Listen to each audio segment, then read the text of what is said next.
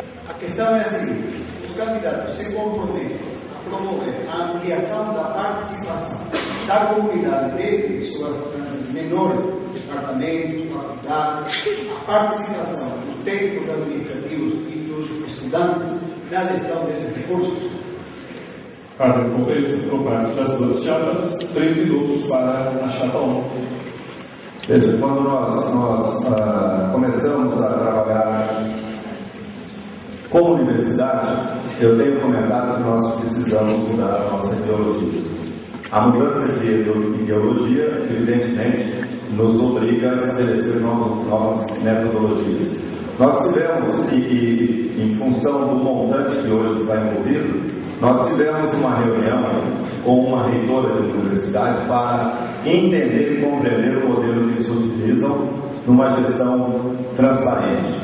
E gestão transparente é definido como começar no próprio orçamento a discussão de todos aqueles que fazem parte desse contexto para montar um programa onde todos possam se colocar e definir as suas necessidades. Dentro disso, evidente, você vai encaixar o orçamento, fazer os contingenciamentos necessários. Mas dentro disso, nós teríamos uma comissão gestora que vai fazer e criar uma capilaridade entre os cursos, os seus centros, os campi e todos esses atores fazendo parte da composição desse orçamento. E aí sim, depois da sua execução, sendo dada publicidade e divulgação. Agora, isso no nosso artigo 13 deixa claro, por exemplo, quem fará parte do Conselho de Administração, ou cada campus da universidade indicará 9 docentes, 2 servidores e 2 estudantes por meio de eleições a MONOP, associações comerciais de Bandeirantes, Jacarezinho, de Cornélio Procópio e as associações sindicais. Qual seja, você tem a certeza de uma coisa: seja quem for, terá que cumprir participação efetiva de estudantes, de professores, de técnicos administrativos e mais, da comunidade.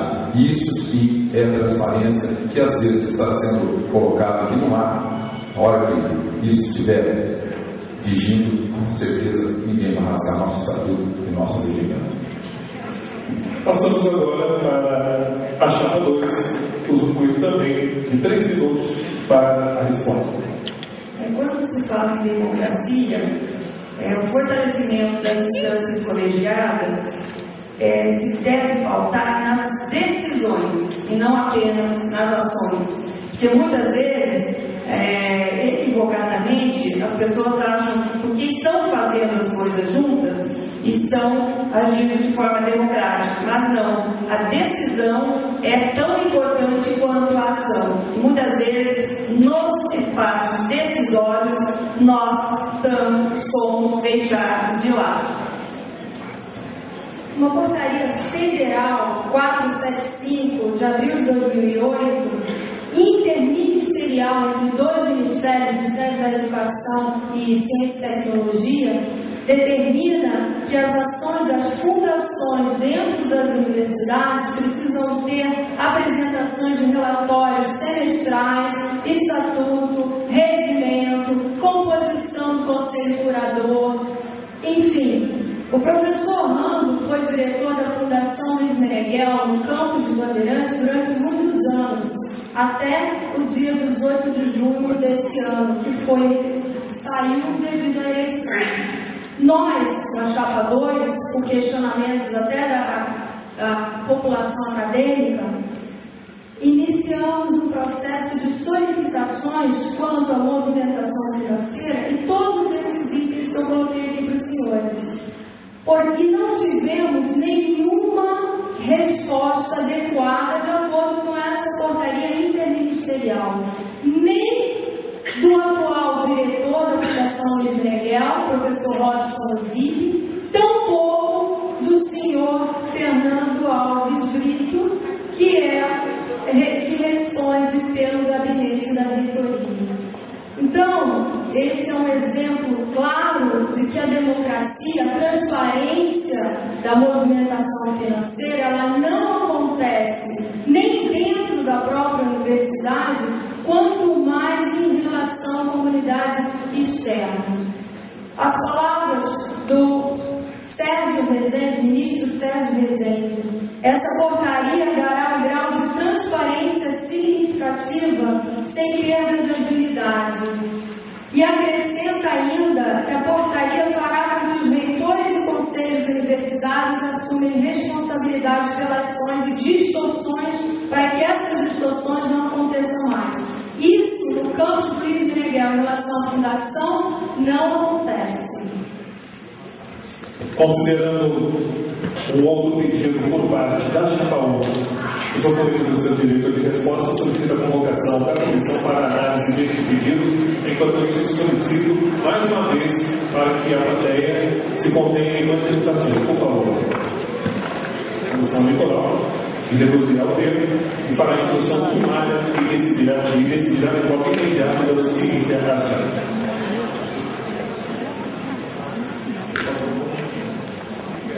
Como o moderador já solicitou, eu peço que cessem as manifestações. Isso tudo está ocorrendo porque nós estamos seguindo a normatização do debate, certo? Peço para que as chapas, reforço e peço para que as chapas se atentem a responder a questão com propostas. E para isso vocês estão aqui.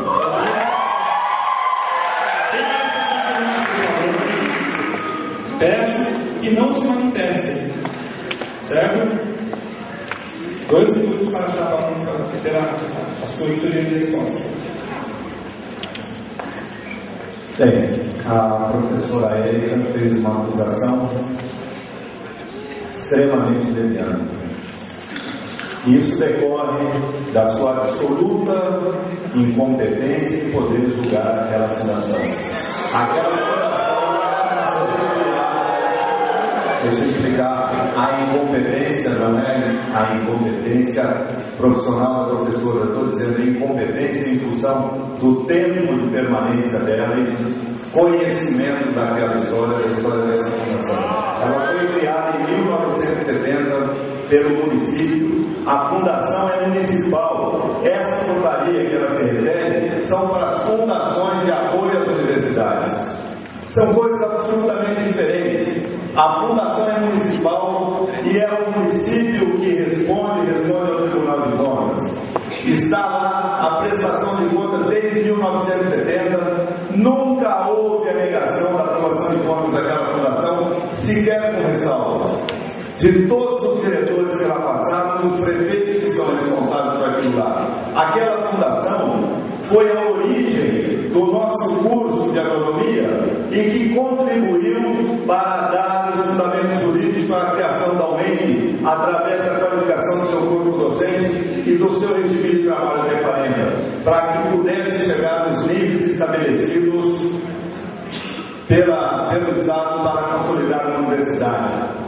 Então ela tem que ser trabalhada e tratada com muito respeito, porque essa afirmação não é verdadeira. Os documentos são disponíveis para quem quiser, tanto o nome do professor Robson quanto o meu e quanto do Fernando, e por isso ele próprio pode responder. Tem que ser respeitado. O momento aqui é para iniciarmos um processo, uma construção de forma solidária, de forma coesa e de forma produtiva.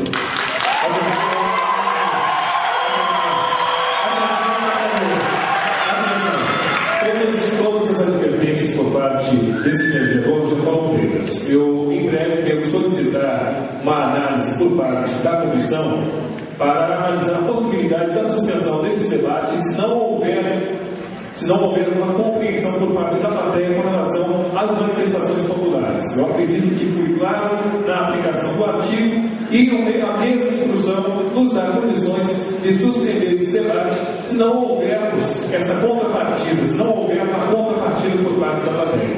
Eu quero, mais uma vez, solicitar a convocação por parte da comissão para analisar o pedido de direito de resposta formulado pela Chapa 2.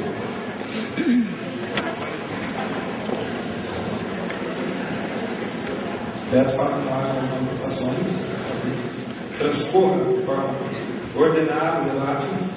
A Chapa 2 terá o direito de resposta. Reforço novamente que a proposta do debate é propositiva. Nós não estaremos mais aceitando